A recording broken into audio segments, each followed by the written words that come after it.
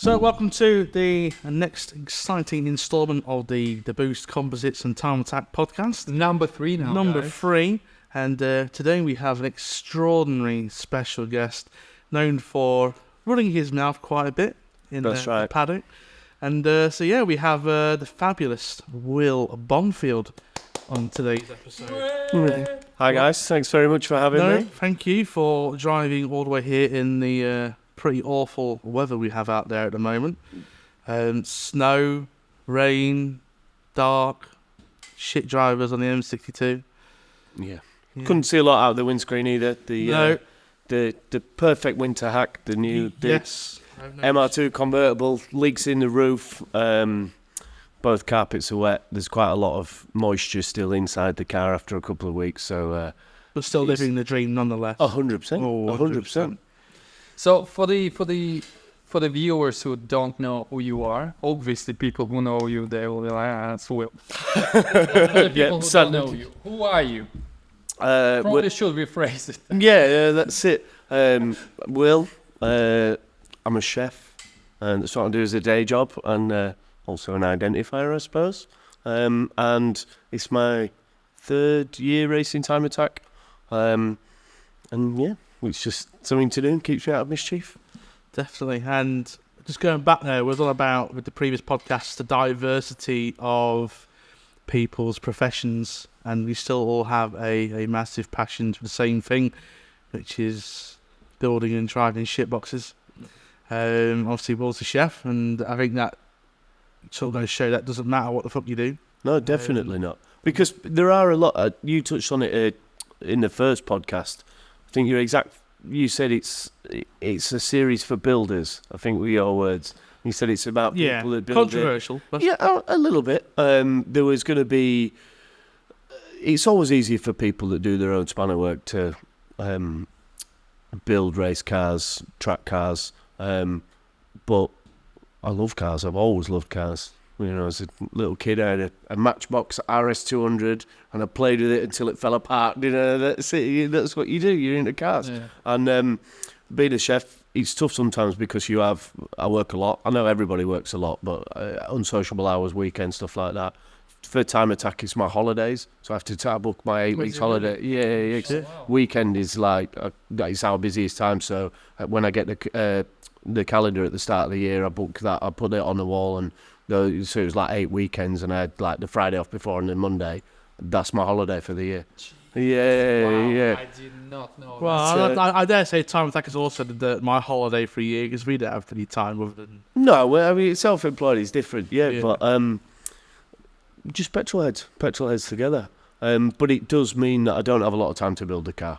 I'm definitely a bought, not built. So that's actually one of the questions we ask everyone: built or bought? And for you, it's definitely be bought. I planned it, and I put an awful lot of time and research into planning it. Mostly get what I want. The lads from this year might say I'm quite difficult to deal with sometimes because I've got very particular ideas about what you want. But I put a lot of research in, spend a lot of time working out what's going, or what I think might be the most reliable or generate the most power. So to be fair, in your case, you're a bit of a hybrid, so to speak. Yeah. You are not bought, because by bought, what I mean, and most likely other people sort of mean, is you buy an expensive car that is capable, like an M2, M4. Yeah. You put wheels and improved brakes, maybe bucket seats, and that's it. You call it a build. Yeah. So that's not you, clearly. Right? Definitely not. You plan everything. So with your Fiesta, you basically tell whoever is building it on your behalf, because you don't have time. Yeah. B, you don't have space, I assume. You don't have a garage, workshop, or anything like that. So you basically ask other people to build it for you. So it's a difficult one, isn't it? It's not really bought. It's acceptable. It's acceptable. Well, that's it. Yeah. That's good. As long as you're heavily involved in the process of the car being built, and I know you are definitely 100%. But made your carbon roof, and you're the one who contacted me. You're the one who wanted it. So it's not like I was speaking with your manager. with your builders, and then you just sort of like, oh, I have a carbon roof. Okay, let's give it a test. Yeah. You're the one who sort of get involved with this and that, and obviously you pre-plan everything. So yeah, you're a hybrid builder. But I'm not a builder who is fortunate enough to be able to afford people to build it. Well, yeah, maybe not. Yeah. But I'm not ashamed to say I don't know one end of a spanner from another. No. I don't like. It's just. Well, you've got the ring end, and then you've got the open end. It's. Wait. That's it. But he's just not my bag. I get so little free time with work, and it's not woe is me. Everybody works hard, but people say, "Oh, why don't you learn, or why don't you start?" I just want to drive it. I like to spend the time thinking about it and what's going to be the fastest and what's going to be the most reliable, but I don't want to fix it. I don't want to physically do the spanners. It just doesn't interest me, and that's it. And I'm not, but I don't hide it. I don't do a thing. But I want to go fast. That's it. So That's let's jump onto your car. And the question which has always burned in my head is that you do have a history, or you have a Honda background. Yeah. For the old 4th gens and stuff. Why the Fiesta? I was banned from driving, and it was the cheapest, fastest car that I could afford when I got my license back. I got an ST150, and I did all the things. I bought it in the dark, in a rush. Was it raining? It was raining. Yeah. It definitely had a bump. I didn't want to say that, but that's it. It definitely had a bump on the back left-hand corner. It had previously had 11 owners. All ladies. Well, no, it never raced or rallied. Or of a car. Yeah. And he said, "Oh, it's got a slight vibration, but I'll knock you 300 quid off." I was like, "All right, okay, yeah." It was a broken drive shaft, and I drove it home and drove it to work and back every day for a couple of weeks before I could get the drive shaft sorted out. Nice. That's it. And then, Fords. I like Fords. People's champs. They're affordable, fast cars, relatively good fun. Mark 6 is a great chassis, really good handling car, predictable. They use it for the juniors, but it was slow, really, really slow. And it's a good time attack story, I suppose. I came in. When was the wet Cadwell? 20. I remember I remember you popped next to me in 2021. You had the black one. Yeah. The first iteration with the plastic wide arches. Yes. And the plastic wide arches were wood screwed on. Really? That's something I did do. Yeah. That's it. So I got my mate to hold it, and they were just self-tappers, and and once they were on, they were on. Even worse is not. Nothing wrong with self-tapper. Yeah, and that had the Ford engine, the Duratec, and I'd thrown the kitchen sink at it. Cams, inlet. I'd had 2 different inlet manifolds. One that just boosted peak power, and then I changed it for one that would give me more torque. I had a gearbox with the final drive out of a 1.25 Fiesta to give me better acceleration. It was 205 brake. It was my first year and Cadwell was wet, but I was 10 seconds off the pace. And so I was like, right, scrap that. It's not working for me. Again. Yeah. Well, that's going to be an important topic later on, so keep that fresh in your mind. The Fusion was around, and at the time, I think Rob Boston drove it at Cadwell that year. I remember them changing the big end shells that weekend under the car in the pissing rain. I felt guilty about that, because if I'd known that's what they were doing, I'd have literally chucked my mic out and offered them the gazebo space. Obviously, hindsight and all that. Yeah. And so that's it. I ended up. I made the old Fiesta. It had a small oil leak. And every time you put your foot down, the rings were going, so there's massive clouds of smoke. And I drove it. I went on a track day in a little track near Wigan, a go-kart track called Three Sisters. Yeah. I let my mate drive, and he came and said, "The oil lights come on, but I've come straight in. It should be all right." And we went to start it, and it wouldn't start, and it was it literally dry of all oil, and it was so dry and so hot that the engine had seized, so we had to bump start it to start it. Chucked a couple of litres of oil in it, and I drove it all the way home, and I got like maybe 5 miles from home and the engine just cut out on the motorway, and I had to get recovered, and I was like, right, yeah. Well, at least you were 5 miles from home. Yeah, not too bad, that's it. Always a silver lining. And just was on Facebook, like always. Heard this guy. I rebuild ST engines. I was like, all right, I'll send it to you. And we'd been chatting because I know it was smoking. And then I sort of texted him. I was like, can you have it this weekend?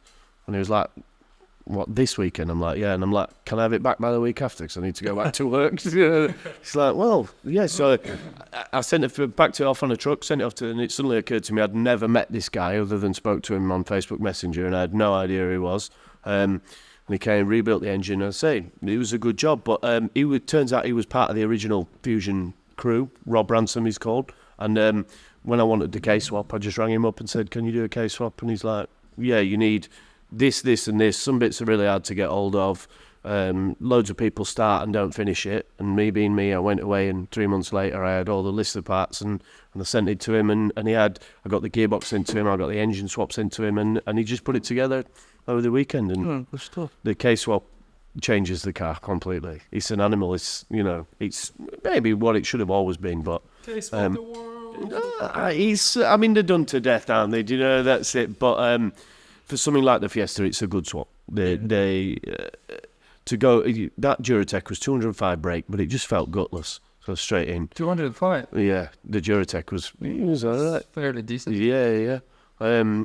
The Fiesta now, I've had loads of. You learn as you go, and because I'm not, I understand the theory, but I'm not hands-on. I've had changes and learnt lessons. You always, I suppose that's the game. But I'm on my 4th iteration of gearbox.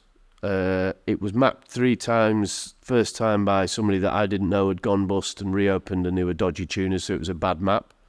So for a year we chased a misfire. It used to misfire around 5.5 going into VTEC, and it was the map. And we changed everything. We did put a swirl pot on. We thought it was fuel surge. We thought it was electrics. Through the entire, just started firing the parts cannon at it, and ended up it was a map. So I went to Jesse. He mapped it. And it made 269 bhp. 69. Nice. Yeah. That's it. That's the black car. I had a really. So the black car was K-swapped as well? The black car was K-swapped. Yeah, I did literally one round at Cadwell with it as Duratec. K-swapped it over the process of the next year, which was hard. Some of my mates did run what you brung and stuff, and I went to 3 or 4 of the rounds. And it was hard knowing my car was being built and I couldn't drive. And then I did full season last year in the K-swapped black car. And then I met some guys. I met him at a petrol station. They live close to me.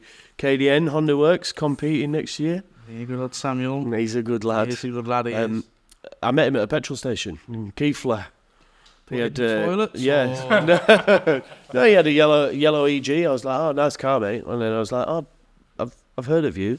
And he's like, yeah, my workshop's there. And then we became friends. He built the gearbox of the black car, swapped the final drive and stuff, done some work. And again, we were talking earlier off camera about my people with poor timescales.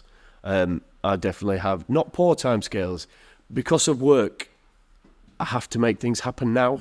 And so to me, I'm like, right, we'll do that on the Monday, we'll do that on the Tuesday, we'll do that on the Thursday. But some guys that I work with find that quite difficult, because if everything goes to plan, it works, but it's busy. And so Sam was definitely an early victim of that, because I was like, can you just do the timing chain, swap the cams, but I'm coming to pick it up tonight, if that's all right. That's it. So if you could just finish it this afternoon, that'd be great.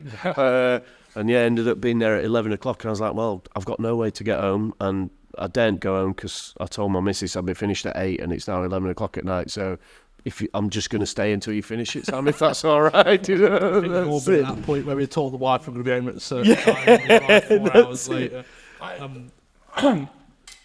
All the time it happens. How long it's going to take you?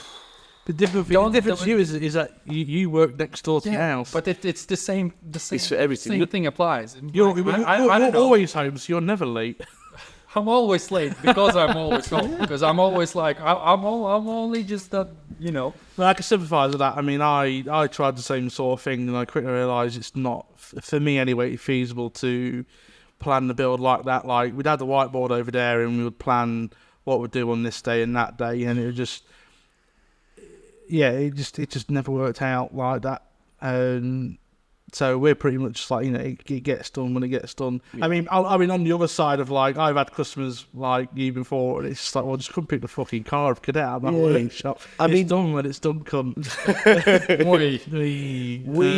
We still get on, me and Sam. He's used to the timescales. Now, it was this year we had anyway, go back a stage. I got Sam and his mates some tickets to come and see me in a black car at Donington. They watched it at Craner's. First time they'd been at Time Attack, they loved it, said it was amazing. They were stood on the hill going down into Craner's, and they just said, your engine sounds strained going up the hill. What's the right-hander at the top called? The blind one, before Coppice. Anyway, McLean's? Yes, that's Yeah. it. Yeah. And he said, yours sounds strange. He said, I think what he wants is a manifold with some longer runners. Well, I've been talking with the lads. Can we help you build it for next year? So I was like, yeah, thanks very much. You know, that's it. Yeah. So I found a shell on Facebook again. That was a low point. They absolutely swore blinded this guy. The cage was T45. But I should have known because the shell was 400 quid. So it's never having a T45 cage in. But he'd done removed all the sound deadening, all the seam sealing. It had been stitch welded for 400 quid. That's all right. Yeah. I mean, if it wasn't T45, 400 quid's pretty good steel. Yeah. So, pissed off on one side, but the other side, I mean, for £400, I've seen that shell because obviously spent time at my garage. It's pretty clean. It was. I mean, for £400, you can't complain about that. I mean, all the right elements were there with the cage and everything. Yeah. I mean, the cage is a bit ropey. Let's be honest. It was a bit questionable in places. Well, I told you, I was like, make sure they sort of fix a few of those issues because some of the wells were not even all the way around, and you can if you can see it, you know, it's like it's. Don't tell them too much. My mum and dad might see this. Yeah, do you know? That's it's all been fixed. It's safe. It's all been safe. Safety is paramount. Yeah. Safety is paramount. And then that was a big project. And I think if we're honest, it was probably a bigger project than the lads thought it was going to be. Yeah. We had massive ideas. We're going to do this with the aero and we're going to do this. And we ran out of time. Like you do with everything. And me being me, so we got the engine in.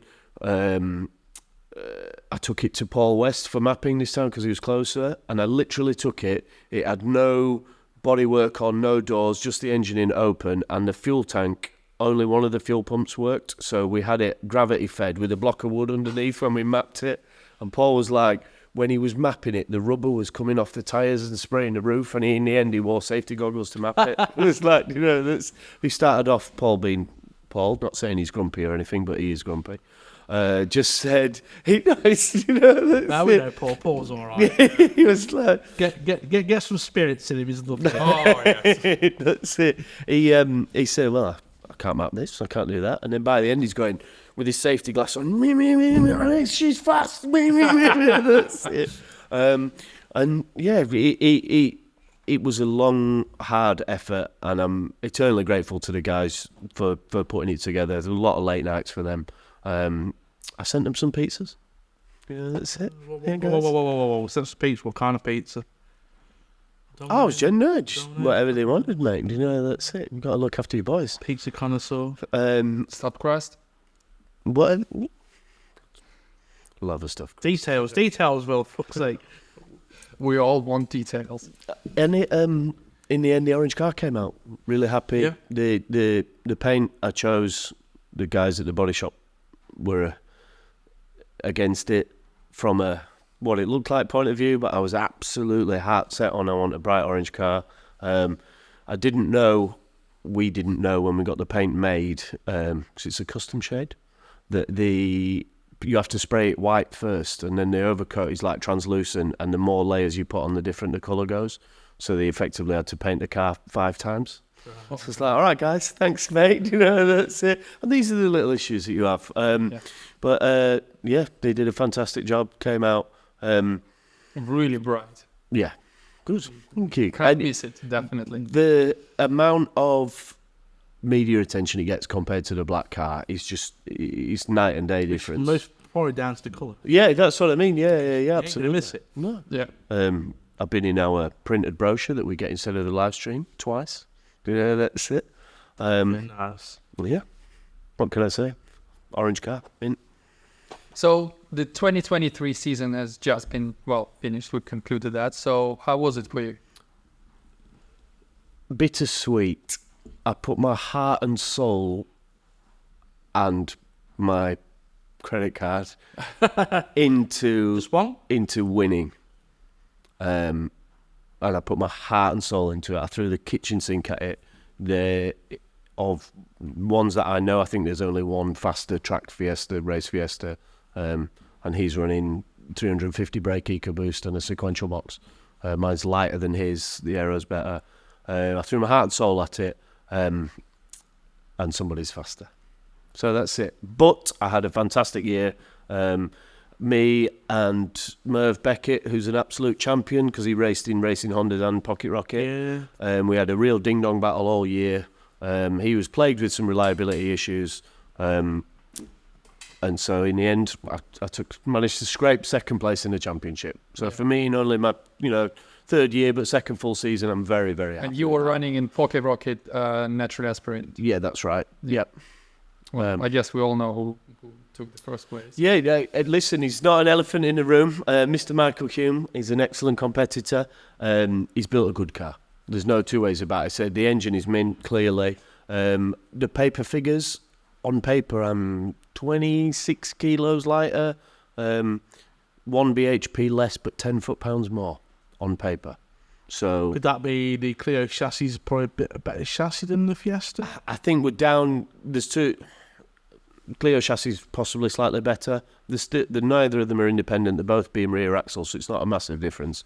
And we're down to things like drag coefficient. It's a smaller car frontally, is the Clio. So I think that's part of it. But also, he's driven the absolute wheels off that car this year. Yeah. His car and driver together. We had a lot of because it was such a new build. We had fuel pump issues. We had reliability issues with daft stuff like the throttle pedal cable came undone. Once at one end and once at the other end. So now both times it's bolted on really securely at both ends, but that cost me a track day and one was the final session on the first day of Cadwell. So you go through those, whereas for Hume it's his second year. Okay, he had issues with engines last year. Well, he had most of last year off because the engine went bang early on in the season. But he already Just knows the built car. it. Yeah. Just build that engine and it just... Bloody spin. No, congratulations. I remember pipping my horn at him when he'd come off because he gave it a big talk that year. Then why did he do it to me? Not like Mike to give it the big talk. No, not like that to give it the big talk. I guess I gave like a cheeky. That's what I went by. Then when I was at Donington parked on the right hand side, he did the fucking same to me back. But no, Pocket Rocket's been a good battle. It's one of the biggest classes, I believe, this year, if not the biggest. It's the biggest class, and thanks to yours truly, apparently the class got split into naturally aspirated force induction. You see, I'm for that. Yeah, I am. You can't compete. The two things are different. That old, the MSA rule or whatever it is, where it's 1.6, 1.7 is the modifier. Yeah, 1.6 turbo or 2.2. Yeah, 2.2. we can't compete. Silly. Yeah, 1.6 turbo. If you had a B16, you could be 500-600 brake. Yes, it could be better. Yeah. But now, from Well, 1.6, I mean, 400 plus horse, the pocket, easy. the Pocket Rocket class originally was 1.6 factory maximum. So whether it was natural aspect or turbocharged, if memory serves me correct, and then they started going back to the subjects of the whole K24 in Pocket Rocket, and then they just started to change the rules to appease certain people, and I just think that the whole thing just got a bit out of... Well, they backed themselves into a corner a little bit. Sorry. Yeah, definitely. And when Simon called me earlier this year, he says, because I put it in, when we had the questionnaire, which we've not had this year, weirdly enough, he rang me and he says, what don't you like about having the class as one? I said, well, I was like, I built my car to go with 1.5 turbo, so I want to compete with people that have put themselves in a similar boat. I was like, and obviously my mindset's changed quite a bit because of the Honda behind you. And I was like, I don't really care for a K20 swap. I really, really don't care for K20 swaps. Like, just have a K-swap class. Yeah. Just let the boys have at it. was like, oh, I know, I just want to compete against people like Dave Ward, Orange Dave as I call him, the other Dave. Paperweight Dave. Paperweight Dave, Salesman Dave. So I was definitely for splitting the class up, and I think Simon let it rip on the call to someone else that I was the deciding factor in that. Interesting. And then you left it. And then he left, yeah. That's it. That bombshell. So yeah, lit the match and walked out quite literally. But yeah, I think the pocket rocket class is where it is now. I do think it has got slightly out of hand. It's a bit of an arms race now. Yeah, definitely. With people getting, ex-touring car engine builders to build the engines. Yeah. There's talk of pro driver next year. Oh yes. I've thrown the kitchen sink at my car, and they're not pocket. So rockets. you're had a pro driver in your car, or have I missed it? There's talk of a certain tuning company hiring a pro driver to drive their pocket rocket entry next year. Well, but that's supposed to be. It's not even a secret because I know about it. Yeah, I don't know. And I know people who are not in that chat who know about it, Yes. and they've not heard from people. Well, I'm completely So it's in dark here. I think I don't know. Can we talk about it? I mean, nobody. The thing is, nobody. When I found out, nobody told me that was a secret. Is it something to do with a certain town that's about 20 miles that way? Yeah. Right. Okay. What, in the same car? No. Or in the people carrier? Think it's a different car. Yeah, not Right. No. Okay, I don't know. I read about this. Okay. Anyways, let's But, not. sorry, just let's they move want on. to keep it a We don't secret. want to say it. I don't understand those sort of secrets. I mean, it really pissed me off. because everybody They share a knows. lot. Yeah. It's not. a secret. Everyone knows, and it's not such a. It's almost like, why are you keeping this as a secret? It's not going to change how other people gonna prepare for the thing. Yeah. It's not like all of a sudden. So, for example, if I find out that somebody's gonna, Yeah, I mean, I'm not gonna. You can only put in what you would. Yeah. Well, so this is a good point. So- What I've learned is that it is about you, and it's taken me this year to understand that. Yeah. Last year, I wanted to win, and I was miles off. No, hold my hand up. Your driving skill, the lack of. When did I do my first track day? 3 and a bit years ago. That's it. So never raced karts, never done any sim racing, and done track days for like 3 or 4 years, 3 years. And that's it. So driver skill, I had a faster driver in a slower car will always be faster. The biggest improvements is me. The biggest improvements is on the brakes, the confidence to take later in the brakes, and even now you're still developing. And I had a point with that chat, and I've absolutely no idea what it was anymore. That's it. Yeah, but it's gone. Sorry, guys. It was to. No. Well, yeah. Sorry. I had an absolute point about people building their cars. I know what it was. It's about me. It's about you. So then this year was about me developing as a driver. Yes, the car is faster. It's very well put together. It's better handling. It's got better suspension. It's better thingies. But I've made my lap times are massively stepped up compared to last year. And everyone can see that. It's definitely. It's been good to watch it this year, to be fair. But at the end of the day, you can't have everyone as a winner. There is always one winner, and then the rest sort of behind. I mean, and unfortunately for you, you were one of them. I mean, you, hands down, fast driver, fast car, won it. Eight wins, 5 lap records. Fair play to it. Hats off, there is no, there is no denying that you were beaten by the fast. faster guy. But But how? That actually rolls perfectly into another question you had. Is how does that make you feel? Because again, everyone built a car to win. It's no secret, and a lot of people are put off by competing because they're basically they're ashamed and scared of not coming first and not taking that win.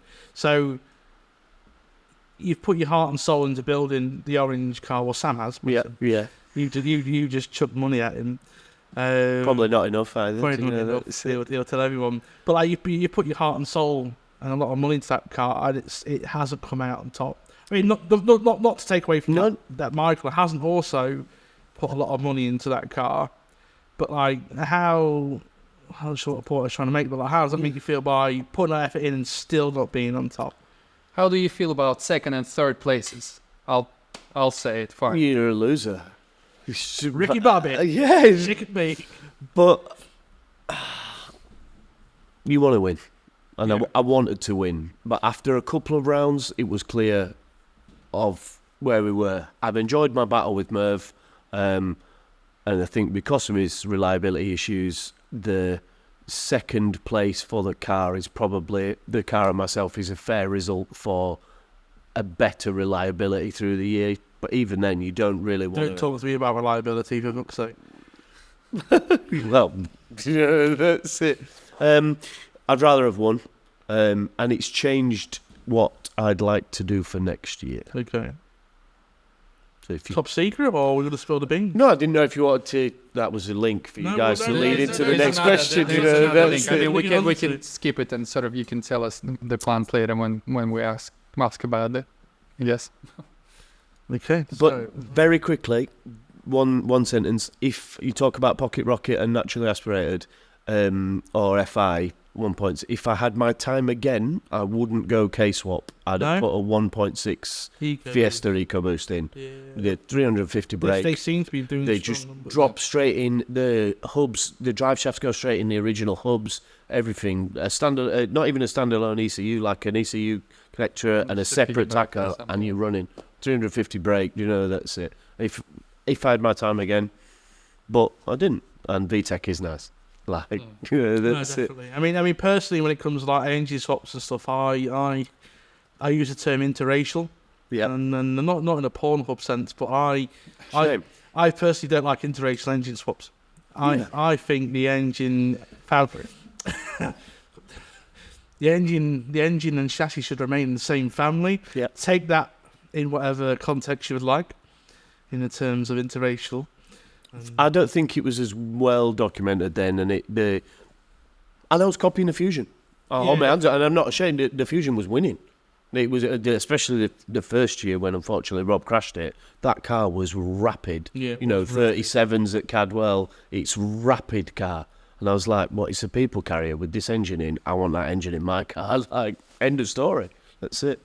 Definitely. The Fusion with come. It's a shame it's not been out this year. I know the boys have been busy doing other series this year. I think the Fusion... There is one issue with the Fusion this year. What's that? I've got his drive shaft. Oh, right, okay. So that's part of the reason why he can't do anything about it. So do they know about that? Yes, he does know. Oh, okay. Lewis, thank you very much. As long as they know that the drive shaft is missing. Yeah. He said I broke a drive shaft on the first day of Cadwell this year. And I was like, I remember you turned up with it. What am I going to do for a drive? They're custom parts. The splines are different. They're custom made. Where am I going to get a custom drive shaft from? And Lewis only lives, an hour from Cadwell, and I just rang him. And he was like, yeah, of course you can borrow the drive shafts. And he brought them down. Trooper. I stuck them straight in. I had all intentions to give them back, Lewis. I got a spare set. But then I broke one, so there is currently still a Fusion drive shaft in the car. I've got your other one, and the half shaft is fine.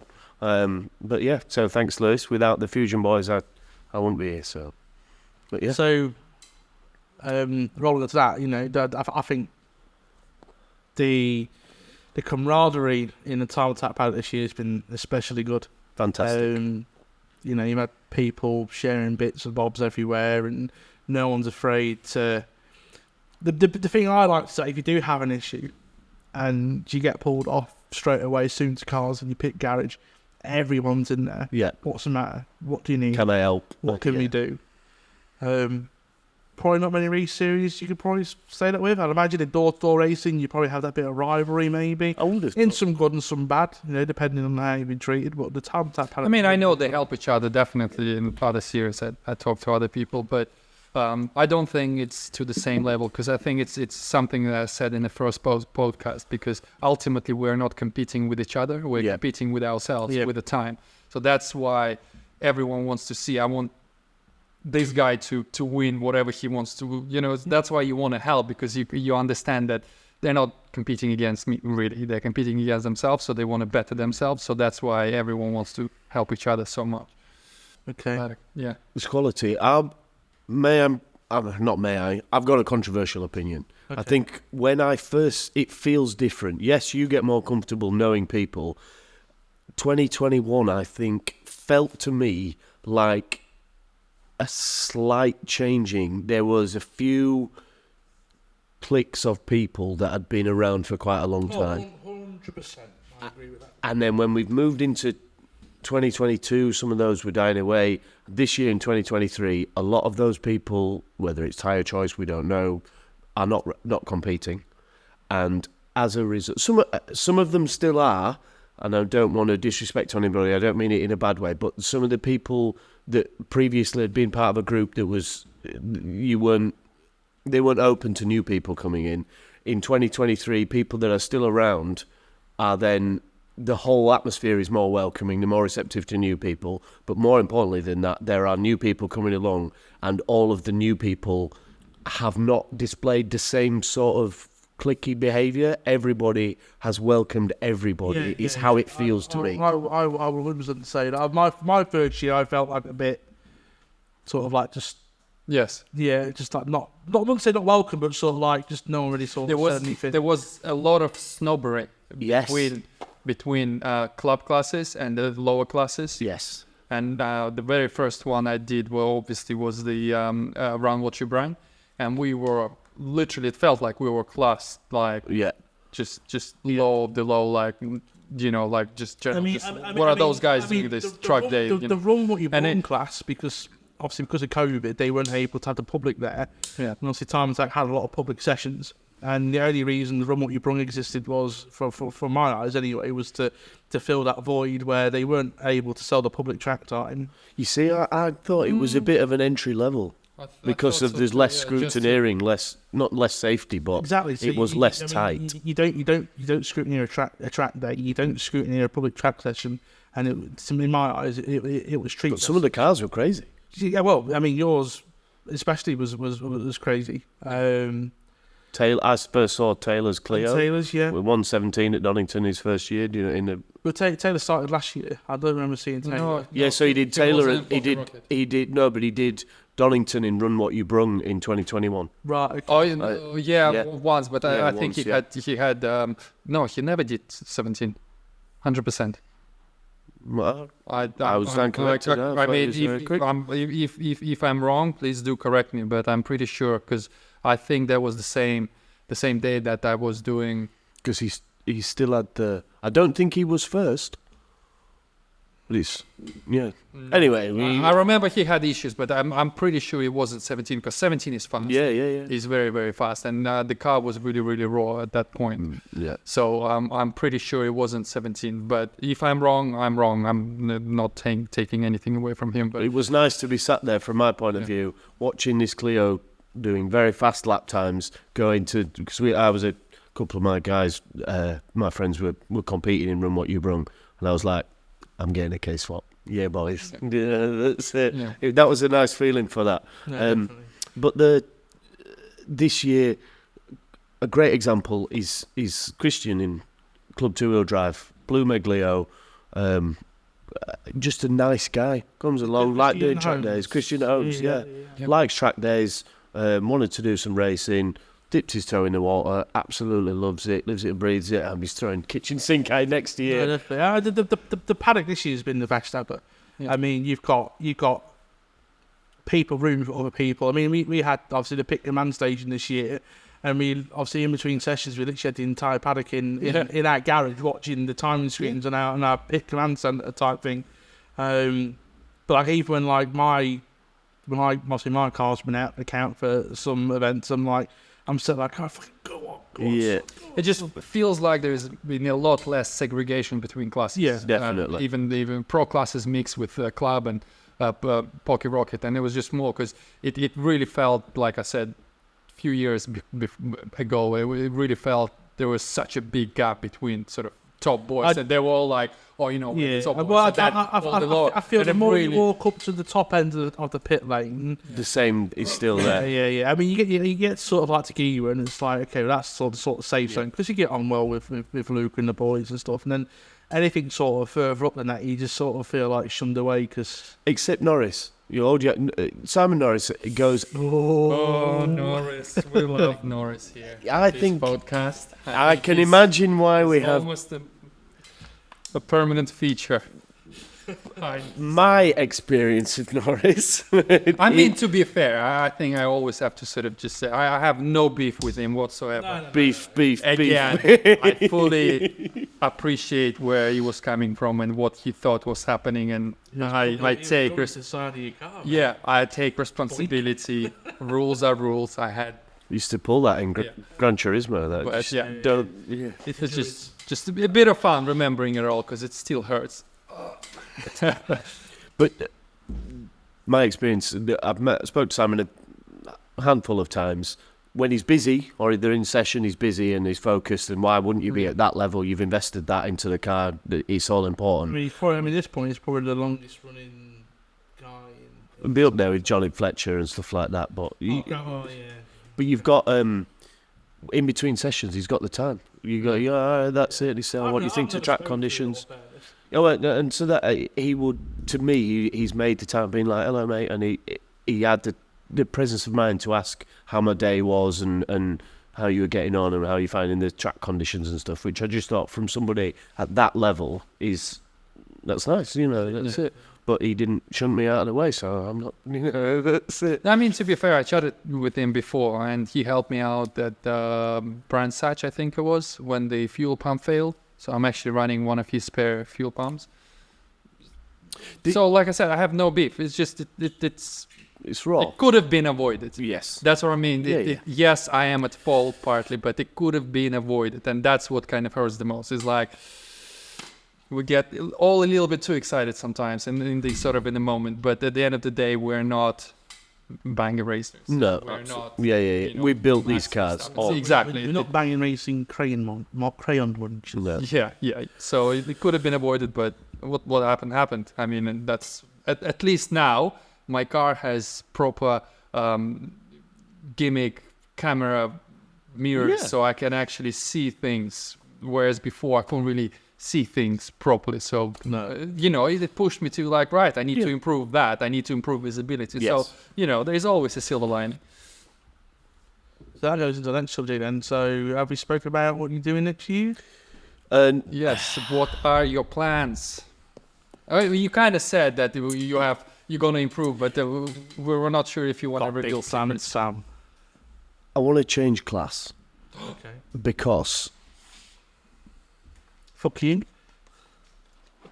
no, and it was a last minute decision, and because I wanted to throw the kitchen sink at the aero, more lightning, to try and beat Hume. But my reasoning is that I've had a fantastic year. I've come second, so anything less than that next year is like a step backwards. Okay. So I'm going into club 2-wheel drive. Right. We are boosting the car. By what method? I've got a Roadtrex C38 81 bottom mount beast. I've spoken with Paul. He's mapping it February time. He thinks I'll need to. The charger's so big, I will need to restrict the inlet on the charger, and he thinks he'll do 400 to 450. We're keeping the block standard for now. How long it's going to last? Okay, I mean, well, with the good luck in Yeah, that. Well, K20 is better than K24. I still think the sequential was the partly sequential's what to killed you. Yes, Actually, with yes. the talk mode. That's ultimately what killed it. because we didn't have it set up properly, and it was kicking like Yeah. mad. I And don't think anyways. you would need to restrict the inlet on your charger to bring the power down. I would probably do what Josh Lawton's done on his EG. It's too hard to map and have a wastegate built in, Why? so it reaches a boost pressure. I don't know. Maybe I will speak to the guys putting it. Well, to me, it makes perfect sense. And then it's just a spring actuated. And then he's his electric actuator, Josh Lawton's. So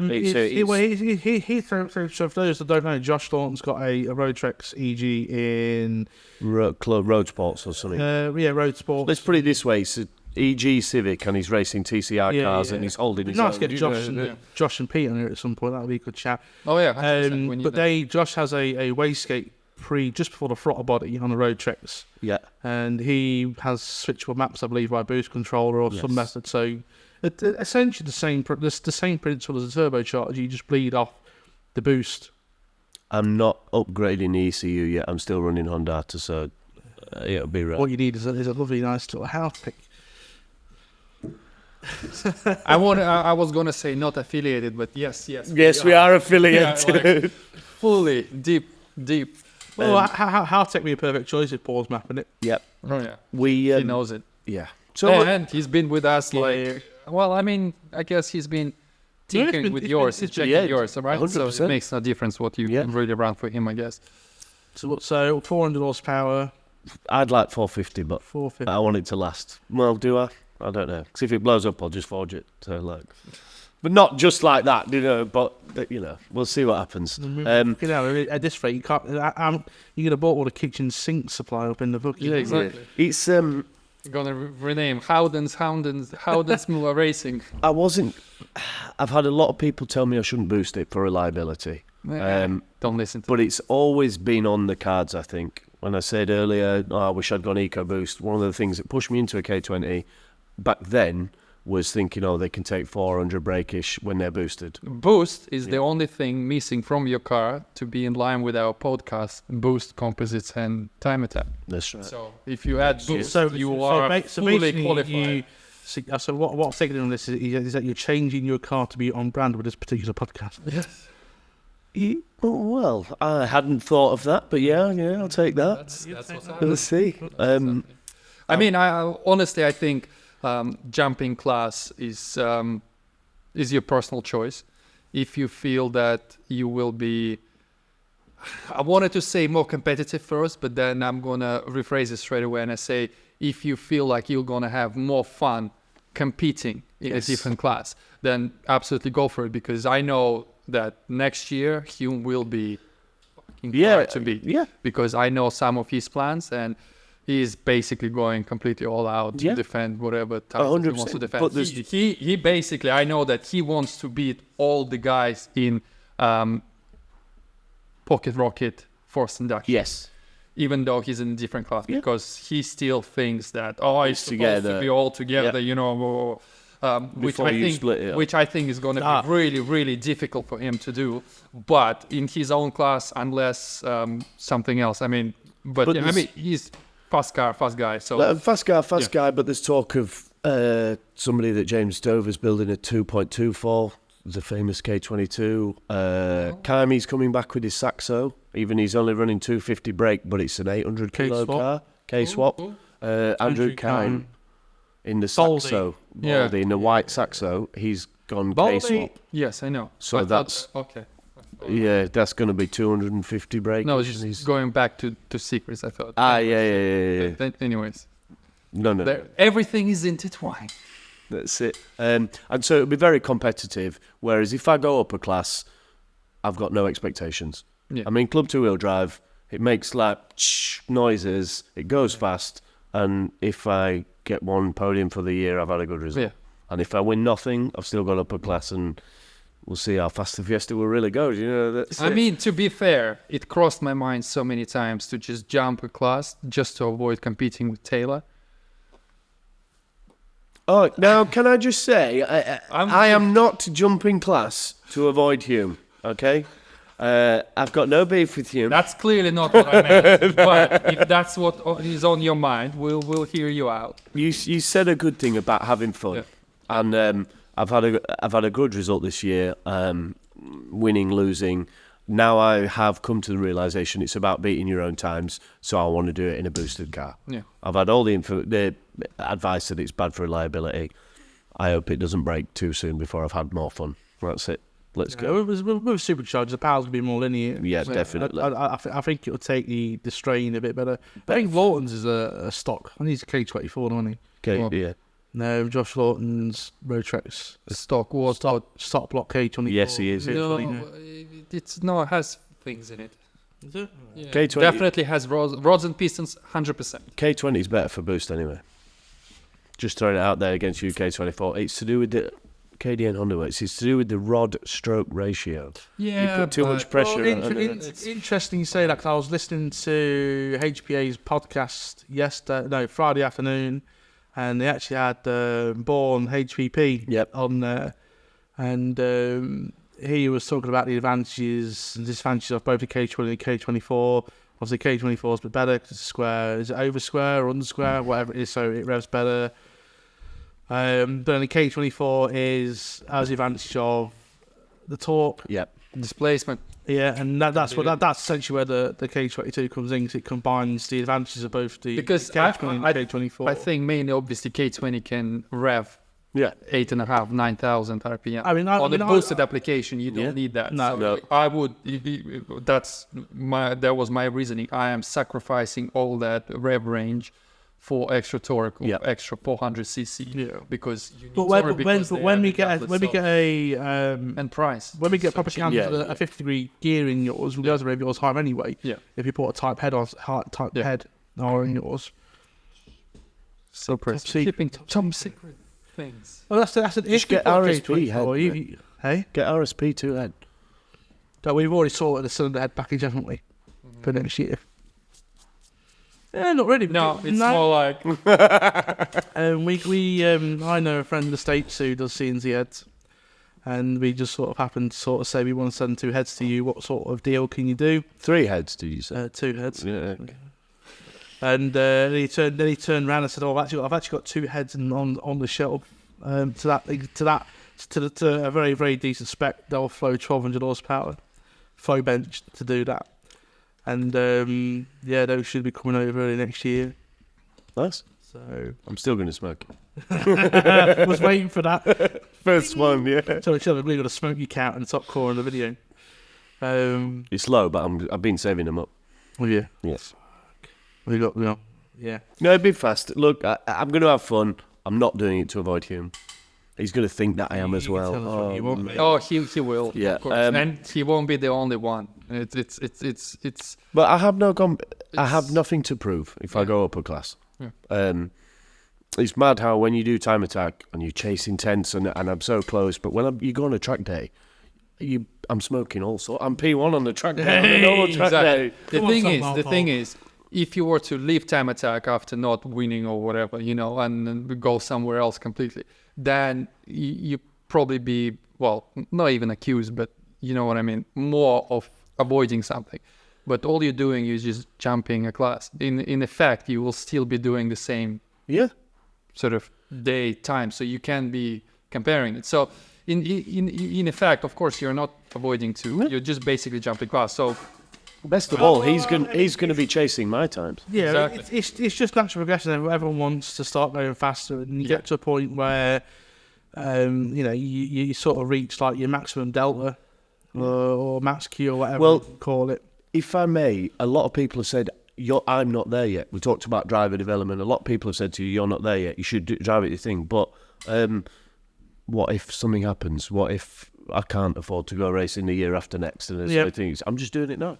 Yeah. That's my mentality. It's expensive. Learn on the job. Yeah, send it. It's expensive to do any sort of motorsport, and as much as the wife will probably disagree, I'm sort of changed my perception of life to live for now rather than the future. So 100%. I would rather go do another year of motorsport than, God forbid, if something popped its head up after next year, then I'll know I've done it. Yeah. And that's my sort of thing where people say, it's expensive. So yeah, well, at least I can say I've done it rather than going, but it's fun. I mean, what it's else the would best, you do? mate. What else would you do? Well, what else would you give you so much adrenaline and everything? My broken shower at home, and probably could do replacing the leaky kitchen roof. But you know what? Go in time attack, mate. Like, I don't eat. I have like all my clothes have holes in. I sit there with no heating on. That's it. This doesn't got. But I'm a racing driver. Yeah, I'm a racing driver. It's every kid's dream. That's it. Yes. I always joke, my kids are not going to go to college, but at least they'll get a sick race car as an inheritance. Or another one, you have 2 or 3. You pick the favorite one. That one gets to go to college. Yeah. So, it's one of those things, isn't it? Guys, I really like your list of questions that you've given me. Yeah. So I'm just going to smash through them. All right, okay. Is that all right? I think you've let me talk for ages. You tell us where we're at, and then I'll ask you the question to be on brand. Right, you've done Who Are You? You've done Day Job. We're fresh at the season. Highs or standing on the podium for second in the championship was good. Yeah. I wish they had a bit more light on. By the end, it was dark. You can't see the video. It's daft. Lowe's crashing at Surtees, the first Brands Hatch. I took too much curb on the inside, got really greedy. The car was up on two wheels, went off sideways. Touchwood was very, very lucky, bumped it. I've cracked the fiberglass door, not a bad crash. But everywhere else, my confidence is better for the rest of the season. But this year, the second time at Brands Hatch, I was slow at Surtees. I was faster. My lap time was faster by 0.2, and I was faster everywhere else. But the picture in the brochure for Time Attack is me missing Surtees by about this much for the apex. I'm like, Surtees definitely corner. You got to have a lot of confidence in. Yeah. Because the car can get unsettled, and you've not really got much time to sort of think about getting the car settled or ready to take clearways. Yeah, no time. It's why we see the Brands Hatch as much as the actual layout looks a bit boring. It's technical. Pretty technical. I like Brands Hatch. Most memorable.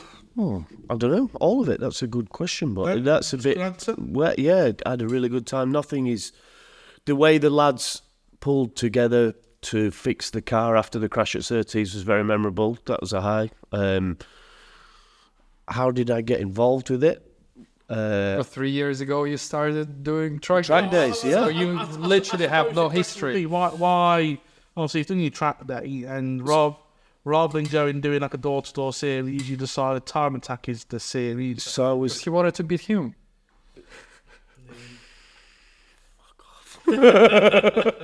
I was on a track day at Donington in the Duratec. I was smashing a 1:32 lap time. Do you know, that's it. Chinesium coilovers. And I looked in the mirror. That's on GP track, yeah?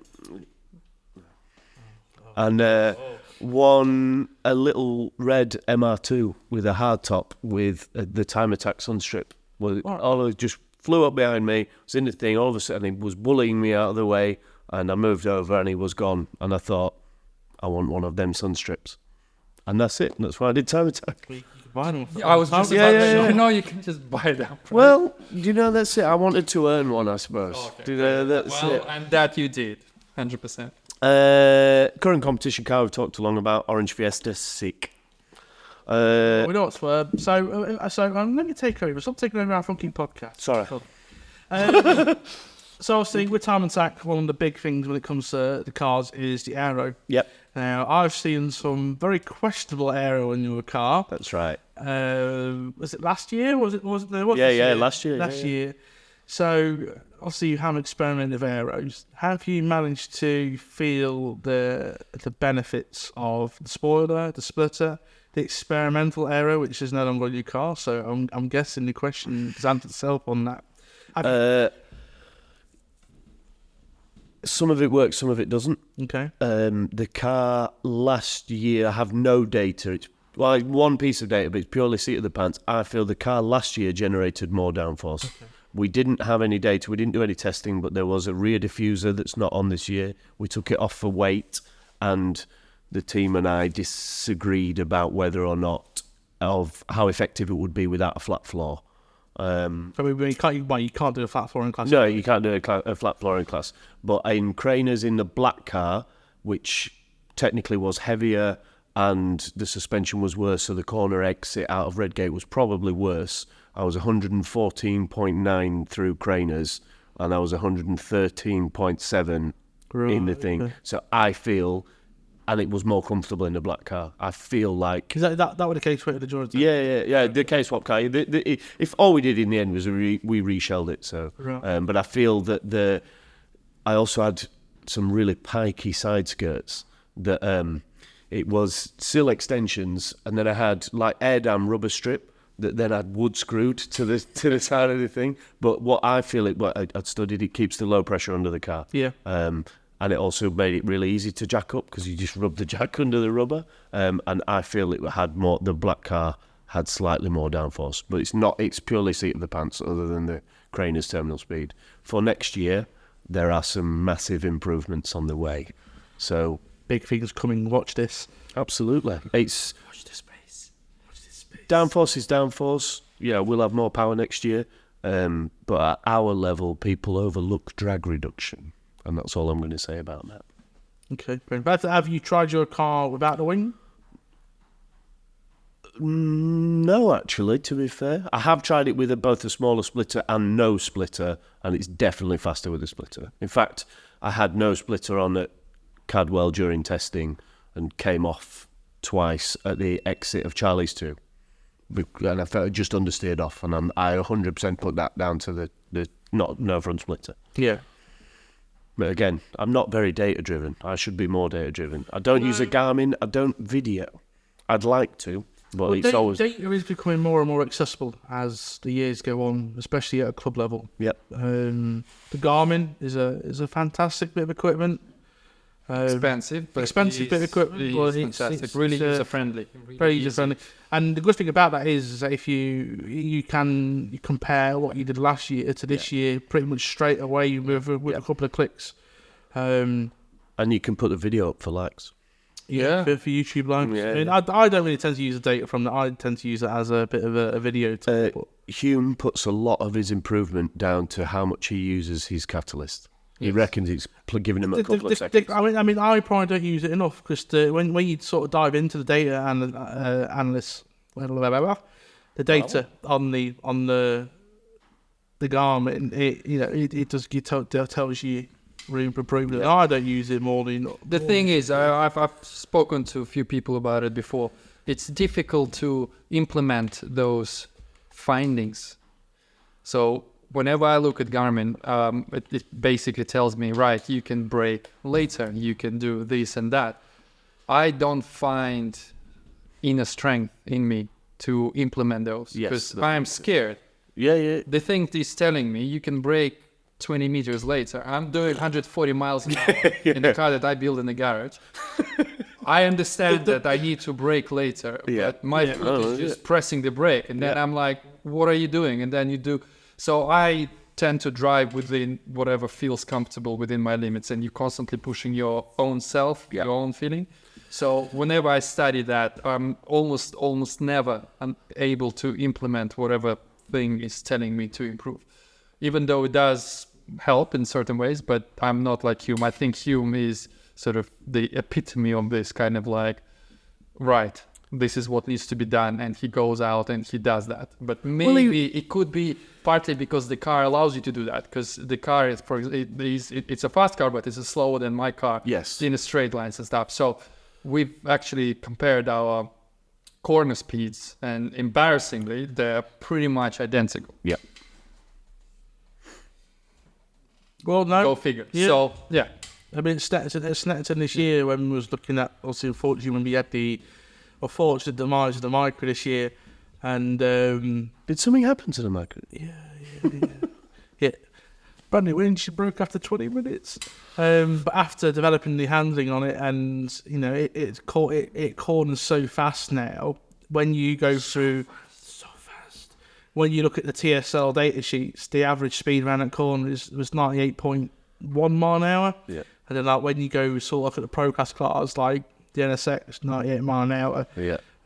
Insert Evo here, 98 mile an hour. So like the micro corners round corners now the same speed as every other pro car. Well, it comes to a point where it's physics. Yeah. You can't go any faster. No. That's it. But yeah, data. Right, so what modification was the game changer? I'd say that's probably going to be the K-swap. Yeah, but it took a lot of bits to unlock it. Paint. Orange paint. Yeah, he's pretty close. No, I had a gearbox built by one day. Gearbox is pretty sick. And it's surprised at Cadwell, isn't it? Yeah, it's custom made with the short ratios. I'm not the first one to have it. But it's absolutely fantastic. You change it 9,000 RPM, it drops to 7,000. The gears are so close together. I really wish I had more laps in your car at Cadwell. It was such a fucking fantastic. Yours was difficult because you had to do a few laps and it's sort of like gauge how fucking quick it picked up. Yeah. Yours was pretty much like do half lap, which is like, you know what, I've already figured out the levels. Yeah. Of this car. It's easy to drive. Really nice car to drive. Thanks, mate. But when Mike Sanford drove it, he didn't like the gearbox. He said he felt the ratios were too short. I honestly felt they were too short, but if anything for me, that was probably my first time driving a car that had such short gearbox. Yeah. And straight away I was like, It looks ridiculously short. Yeah, it is. Yeah. The first time I went from what 4th to 5th or whatever, and I thought I'd gone back into 3rd because it just you're like, yeah, it's so short, but it's mint. yeah, You so get- short. Once you get used to it, I guess it's yeah. And he makes the best use of the VTEC because there is no power anywhere except right up at the top. Yeah. So And you're always there Yeah. at the sweet spot. Yeah, definitely. game changer. Yeah, game Absolutely. changer. 3 essential modifications for any track/time attack car. Good brakes. Yeah, And more than just pads or discs or whatever you do, you've got to be confident in them. I chased in the black car for a long time a locking left rear, and it killed my confidence for the whole year because even my driver coach has spun it with him driving twice on the brakes where it went. Having got rid of that eventually this year on the orange car, full ABS delete, all new lines through the car, that's the biggest improvement that's made on my the confidence in the brakes. I'm braking later and later and later. So that for me is the biggest thing for any track car. It's a mod, I don't know. Something like an oil cooler I think is essential especially for K20s. I like to do a lot of sessions.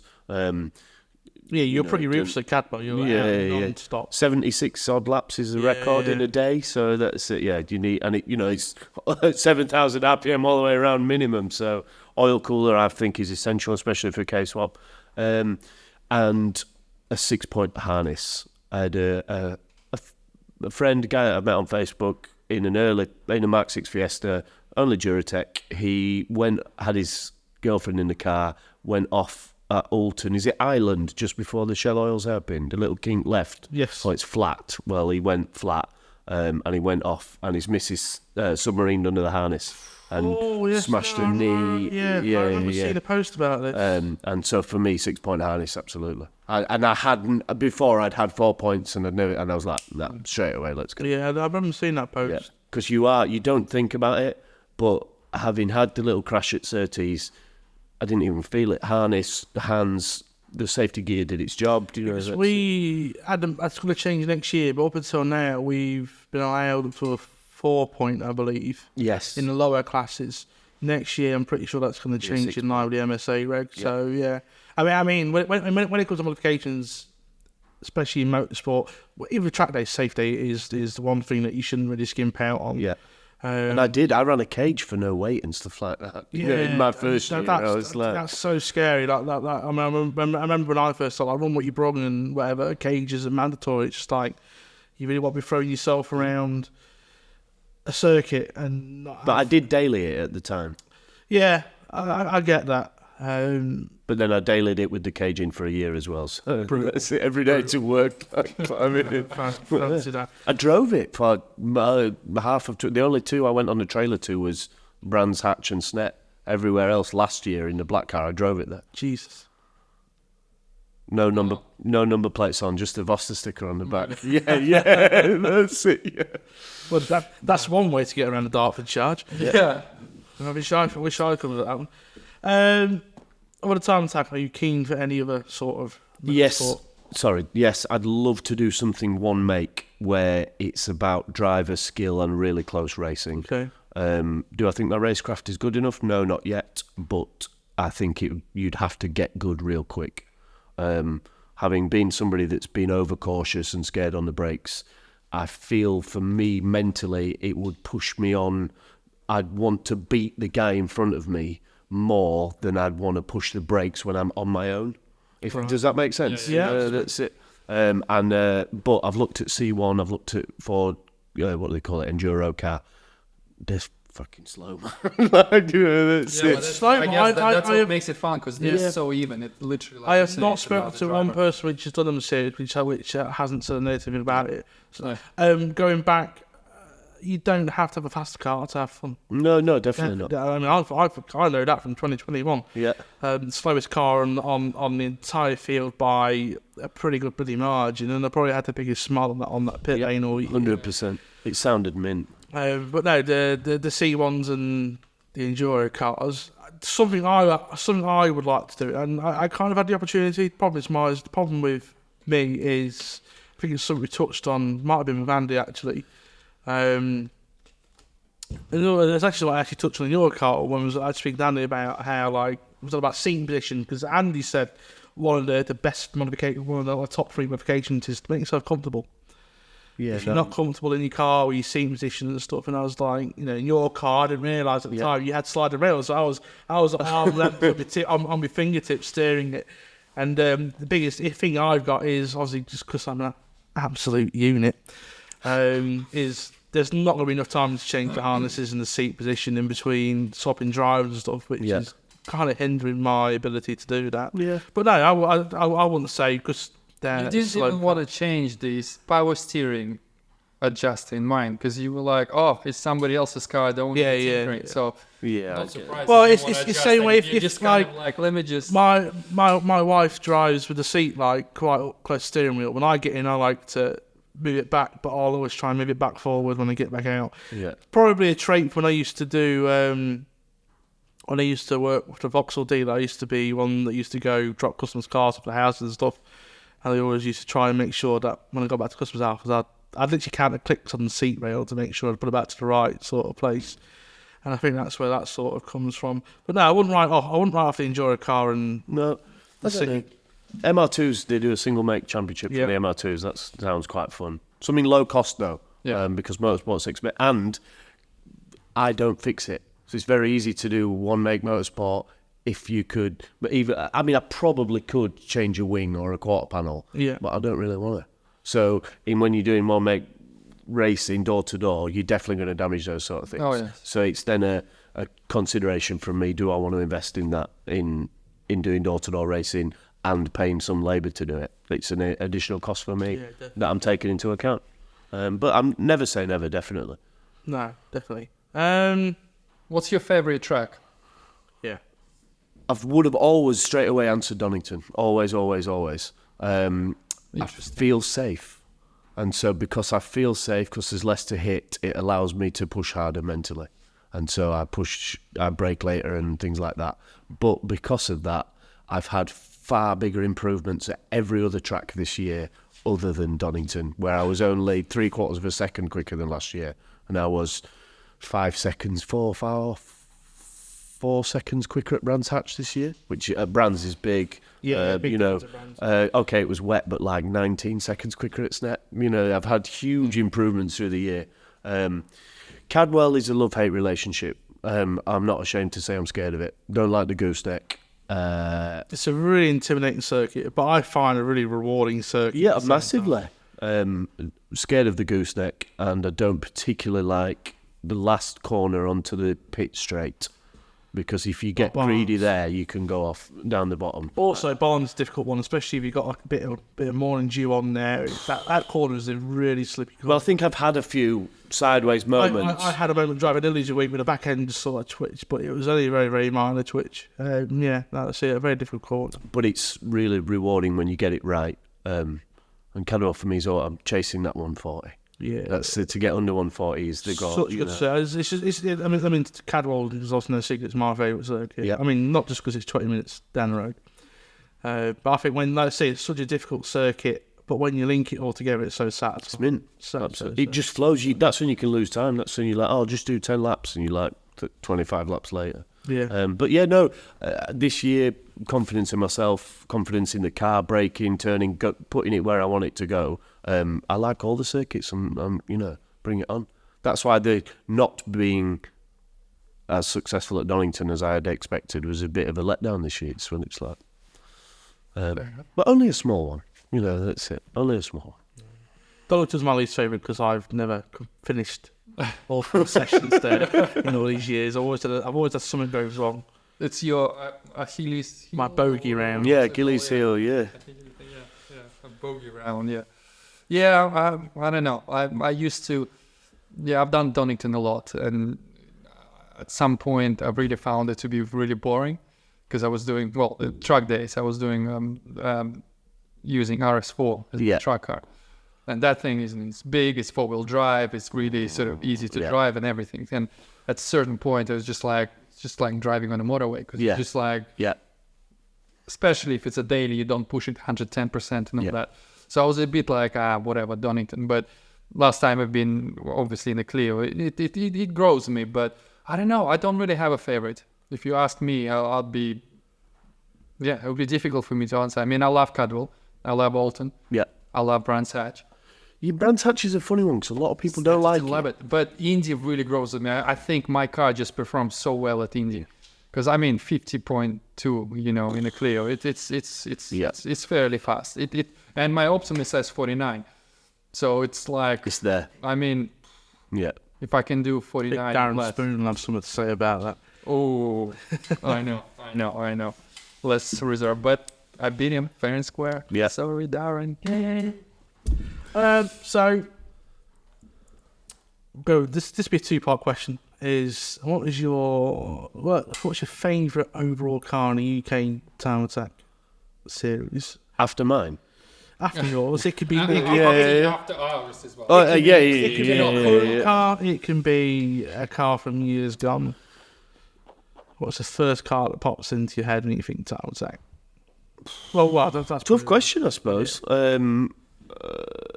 Norris Evo is just because he's at the peak. It was really impressive seeing the Gobstopper. I haven't watched a lot of things like World Time Attack. So when I was sat up on the top grandstand watching Gobstopper accelerate down the straight and there'd be so much downforce, the split was hitting the floor. I'm coming in, braking and going into the paddock at like 160 plus probably. I was fucking blown away. That was... but do I think it's the most beautiful, best-looking car? No, I don't know. very clever car though. Yeah, Baldy's Saxo was very inspiring to me. See his lap times that he was doing. He was like, when I was watching that, I was like, that's a hatchback, and he's doing like 17s at Donington. That's it, 39, 38 at Cadwell. That's even though it's a Saxo, and he's. And do you know what else is about Baldy's Saxo? Is them illegal headlights. Okay, I'm being labelled a grass, right? That's it. And I don't have an issue with people running illegal headlights. I ran an illegal headlight for 2 years, right? The issue I've got is, at the last round of my second year running the aforementioned illegal headlight, someone said, you can't run that. And I said, but I've run it for 2 years. And he said, well, you can't run it tomorrow. Typical scrutineer. I was like, right, okay. Why not? And he said, because it's not an OEM headlight. And I said, but loads of people... He didn't say it's because he's got a hole cut in it. He said, it's not an OEM headlight. And I was like, it doesn't say OEM headlight. I said, the bulbs work. They are in the OEM location. This is the letter of the regs. He said, no, you cannot have it because it's not an OEM headlight. So I said, what about all the other people that don't run OEM headlights? I did. Yeah, I'm sorry, because it's not about...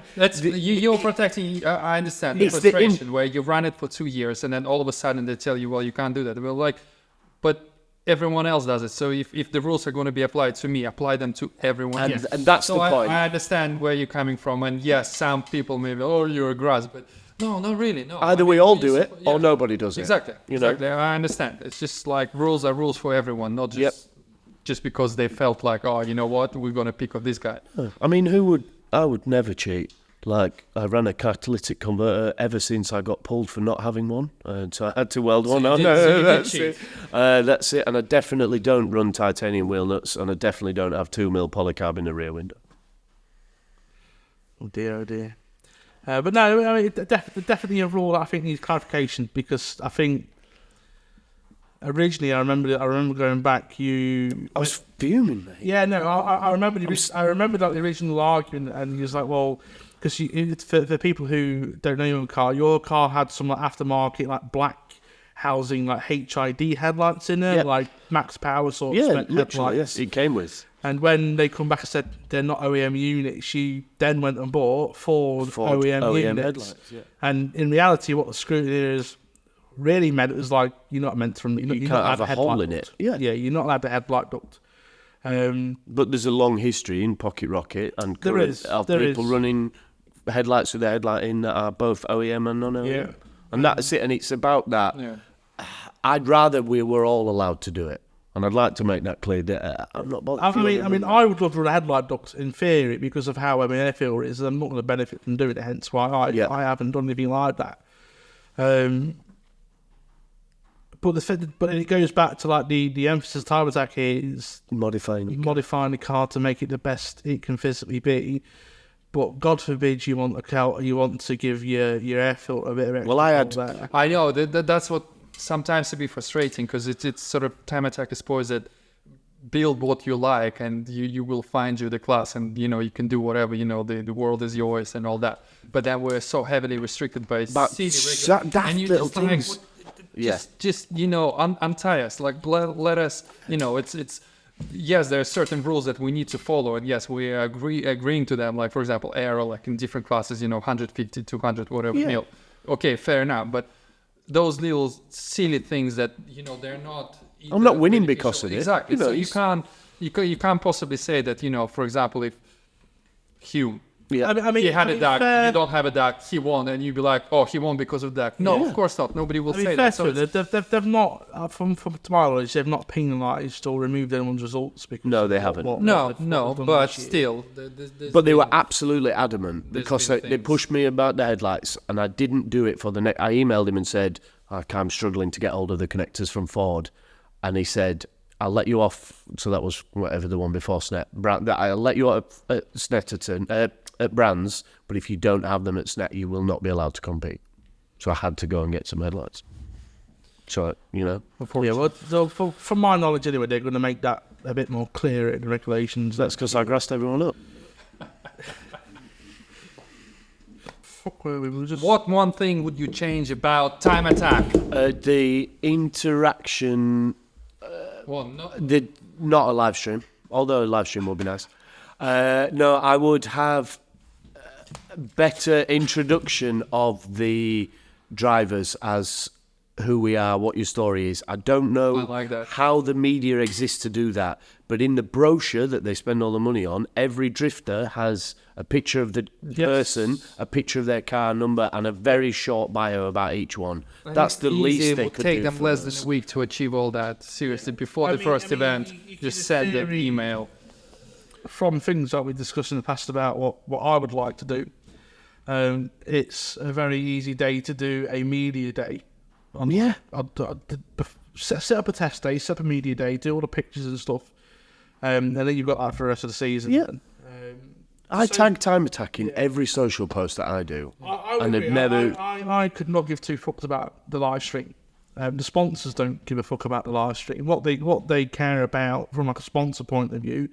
And people will most likely disagree because when you mention the live stream, everyone's like, "Oh, yeah, the sponsors want to see it." No. The sponsors don't want. The sponsors don't want to see views, clicks. Exactly. A 6-hour video to get the one clip they need to use. What they care about is having time attack post, a social post. This is our driver. This is their car. Yes, and that's a post. Sponsors are the five sentences. Do you know what I mean? Time attack will give two arses about listing your sponsors. No, but you could have. But you can share that. You can share and adapt that post. Yes. For the sponsor partners and share it.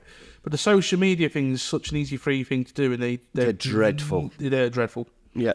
There's no two ways to say it. It's a bit piss falling, yeah. And it's such a simple thing to do. Yeah, non-existent. Yeah. They put Andy's time up as 0. Yeah. On the final poster, a 0.00 lap time. Like what the? It took me ages, especially last year, to correct that, to change our team name from GizFab to Howtech. Yeah. And then. And then when they did change it, they spelt it wrong, and it took two more bloody events. Yeah, but then by that point, you've gone out of your way to get the sponsor, and you're not returning. Well, I had no choice because they literally sent me. They literally sent me really bad. They sent me a message with just basically, kindly, probably don't know where to put it. So like, this needs to be changed like now. Yeah. With S words and expletives like. Yeah. But yeah, the social media thing is such a simple thing to do. They do not utilise it. I mean, I'm going to put this out there, and I doubt you listen to this, but like they have not utilised having GB broadband in the paddock. He offered. Yeah, something he's offered, and they just don't want to put any money into it. And when you see, I think they put up a social post this year, and someone's doing the media.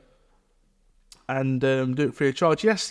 They, I think it's Andy's daughter or his wife or sister or something, and they go out and take the videos and stuff which they do put up on Like the socials in the end. I think it's Rich Sams. I think he does. Yeah, but he does the photos. He does the photos. Yeah. There's another guy that does videos and stuff, which ends up putting a nice video and stuff. But and there's a lot of times, especially this year and last year actually, where Susie comes round and does nice little interviews with everyone. But then they never do anything with it. They never do anything with it. And Susie said that they'll only post their goal is to post that on the day of the event to make it relevant to the day. And it's just like such a waste, because if anything, you'd want to be doing that weeks leading up to the next event, so you've got a constant stream of media, and they don't do it. Plus it's that you talk about the clicks, and the thing is, when they have done anything with the media, it's always the pro boys. It's always the established thing is, and we know Simon that Norris, Darren Spooner when he was in, that's it. He got a lot of media time, and I don't get it. And they've been supporters of the championship for a long time. Fair enough. Yeah. But to me, it's not aspirational. How many people in the country can build Evo like Norris's, but how many people in the country can have a Fiesta that might look like mine? Or it's aspirational. That rolls into the question is what is the one for anyone looking to end the time attack? What would be sort of like two pieces of advice? Go on. Number one, just do it. Go for it. Doesn't matter how fast your car is. Yeah. Have a stab. Have fun. Get in the paddock. And then the second thing is, if it isn't fast enough, don't skint yourself trying to win. but I slippery slope. Yeah. They should focus more on the smaller classes, because we're not a huge step up from a track day. No. And people could do it. There's people out there on track days right now that might be fast enough to win. They might have existing cars that fit into the classes to win. Oh, absolutely. But I get that you want to see the car that's doing 170 miles an hour and do the thing, but it is out of reach for a lot of people. It needs to be more relatable. So, like you said, guys with Fiesta go, if he's in there, I can do this. Yes. And when they just share posts of the gobstopper, Norris, the Westfield or whatever, it's just like, well, these are cars that have had like 10 years of development. Yeah. And I think that kind of shuns people away. So, that's let's be honest, hundreds of thousands of pounds. There's 100 grand plus, Norris's car. More than that, easily. Way 200, yeah, exactly. Way more. Way more. Way more. Okay. 7 figures plus. Fucking hell. Right. So, yeah. But that's over years and years. Yeah, but it's over years. It's not yesterday. It's not. He didn't. Yeah. Not in one. No. But yeah. I mean, it's kind of what your run was intended to be. It was intended to be that sort of like, here's a track day, but you weren't allowed to be timed, if I remember correctly. But there has to be a balance, and so what makes at the top end of the advertising or make people interested, you want to see people doing 170 mile an hour, but at the bottom end you've got the guys in the Fiestas and the Clios and the Micras but what makes you want to watch them is if you know who they are. Yes. Or if you do it. Yeah. And at the moment no one knows who exactly. they are. I mean, it's they should continue doing what they do with regards to promoting the big boys, and obviously that's that's the pinnacle, this and that. But what they don't do, and that what they absolutely should do, like you say, is give time, relevance to the smaller boys, because that is what other people would want to see. And if you make those little guys known, then they're going to be more, they're going to generate all of this. Yeah. So it's just And stop singling out only the sort of the top boys. Yeah. One interesting one, I heard a spectator say it. He said, "Why don't you have different colour numbers or different colour sun strips for the different classes? Because when you're out in a session as a spectator, you don't know who's in what class." They used to. I don't know.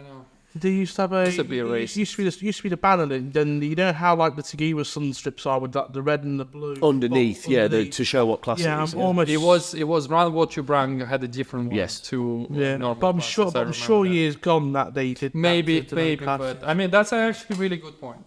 Because to the show, everybody comes to the show. Or even if it had literally just a sticker, different colours. Oh well, I mean, we sort of do, but like you're not able to see it when the cars was in Bayonne. So yeah, but not in the session. So in the session, there's Pocket Rocket, Clubman, thingies, but you don't know who's in what class. So for the spectators, you're just seeing cars go around. It means nothing. Yeah. But if they had a brochure in their hand that says, "You're Will, you're Eden, and you're in 2 different classes," or he's Will and he's Mike, and they don't like each other, and they're in the same class. Or even if it literally, like you say, even if a brochure was there with a number, then at least you can relate, like, oh, this is the car, because they have no idea what this car is. No, they do list it in there, but it's just literally a list of names and numbers. And cars. Yeah, not really. Yeah, but it doesn't even the car. It just says Fiesta or anything. It's our entry list. Well, what we get in the email is the entry list. Yeah, well, why do they list that? No, it's in the brochure. To the public. They do like a show brochure. Yeah, it's in the brochure. That you don't even really get if you turned up on the day. I've never seen one. It's in the coloured programme, the glossy programme. Well, I've never walked around, so I've never seen one. Yeah, I don't know why I ended up with a glossy programme, and like as well said, it's sort of like... Yeah, but if it's just a name and number, what difference? It makes no difference. It's like, may as well not put it. It's just a list of numbers and names, and it's like Eden Young, 69... Micra. And that's all it says, Will Bonfield, 106 Fiesta, that's it. Yeah, it doesn't really give any more information than that. Yeah. I mean, I think that one thing we're going to do next year to sort of prep that is, you know how like Tagiwa's got like the outdoor A board, which shows the car and the car specs and power and stuff. I think that's sort of what we're going to do next year to sort of like give ourselves sort of that edge, I suppose, in the media side of things. I mean, for the right person out there, there's because Talatech aren't doing it, they're not going to pay you to do it. That's a given, which is a shame. But like, there's a full-time job and by some mile. I mean, I'd love to do it, but I also want to compete. Yeah. It's basically do that and basically just do what Sudi does. But like, because obviously Sudi does commentating as well. Yeah. He's just literally just go down there, interview the drivers, get all the specs, and a bit like the old videos from like years gone where the media told that was actually pretty fucking sick. Can't remember what it is now. Was it Piscari Productions? Something like that, yeah. And they did basically like a 25, 30 minute video highlighting around, and they went around interviewing the drivers. It's like, round one, it'd been like Arky Hume came this time and Will Bonfield just came in 2 seconds under, but they did basically like what you'd see like a touring car. You create, but you're generating more interest. And there's just like that now. Which is a shame. Again, if I wasn't able to compete, whatever, I would love to spend the year doing that. I would genuinely be that guy with the microphone in your face and stuff, getting all the juicy gossip. The goosey gossip. The goosey gossip. Yeah. But I think coming back to that one shining star this year is a Biggie JDM. Oh yeah. Yeah, he did well. Yeah, he's been doing all his video stuff and interviewing drivers. Fair play to that. Just except he said my car was a clip. He's so excited. Yeah, massive. It's crazy. I mean, the energy. It's unbelievable. Yeah. Definitely. I'll see about getting him on. See where he lives. No. Yeah, it'd be interesting. It's about time to take cars. And yeah. Oh yeah. Get him on. I think he got super impressed. Wow. Oh yeah, literally. I've commented on one of his Instagram reels posts today. He was drifting it in the snow. Nice. Obviously. And I was like, where is it? I'm on my way. And he's like, oh, we need to talk. I'm like, where to find it. So he's a car guy. He's not just big time. Yeah, he's definitely into cars, and he's been to America and all the shows. So he's like, he's good. Anyways, Big A, you're doing a good job. Yeah, good job, mate. So yeah, we've been on there for what, hour and a half? An hour and a half, yeah. Hour and a half. So I think would you like to thank anyone, any sponsors, friends, family, anyone? I mean, we already know that obviously the KT and it's the kid and Sam and all, but make it official. Definitely. Make it official. Firstly, pick the camera. you guys, thanks very much for having me on. I've really enjoyed myself. I think it's a great idea, the podcast. I hope it does really well. Pleased to be honoured to be asked. Well, thank you for joining here. Michael, his and hers garage, sponsor for 21 and 22, built the black car, blood, sweat and tears and loads of wood screws, self-tappers. I wouldn't be where I am without him. He was 2022, he was pretty decent guy. Yeah. If you want, for Donington, I believe. Yeah, really chilled, really down to earth. And he still does my cars now, my road car, the MR2, all the stuff. And he's a boy. Thank you, Michael. Lewis, Noon, Fusion Boys. Without the drive shafts, this year wouldn't have happened, so thanks very much. Then the long one, KDN, Honda Works, Sam, Yodi Motors in Otley for painting it. Joe Rawcliffe and his dad Ian for painting it and doing it. Matt, Parking Racing Developments. Matt at MGC for the spoiler and the splitter. One Day Motorsport for the gearbox. Mr. Paul West, and I'm sorry I called you grumpy. We call him Grandpa. That's it. And my coach, Mark Kemp, he's just a legend. We've not had as much time together this year as I would have liked because he's been busy and helping Walpole as well. Good luck with that, Mark. But I have grown and developed as a driver. He's given me a load of confidence, and the result wouldn't have happened without him. So thanks very much. Good stuff. Getting emotional. You came with a list. I did. Yeah. Okay, the list of sponsors and thank yous, and the 2 points, the things that I would have improved about time attack I wrote. Oh, wow. I mean, well done, because the previous guy, I forgot what his mum's name was. So yeah, thank you, Colin Will. And this is marks the 3rd episode of our little podcast adventure. And hopefully, guys, if you if you like what we're doing here, go down into the comments. Let us know, because this is very, very important. 3rd episode, and we want to grow this thing, right? Yeah. We want it to be something unique, something interesting, something people keep coming back to watch, listen on Spotify or whatnot. So give us some input. What would you like to see for the next 5-10 episodes? Who would you like to see come on the podcast? Well, to be honest with you, we probably have such a big list. So by the time they put something in the comments with that, we still have to go.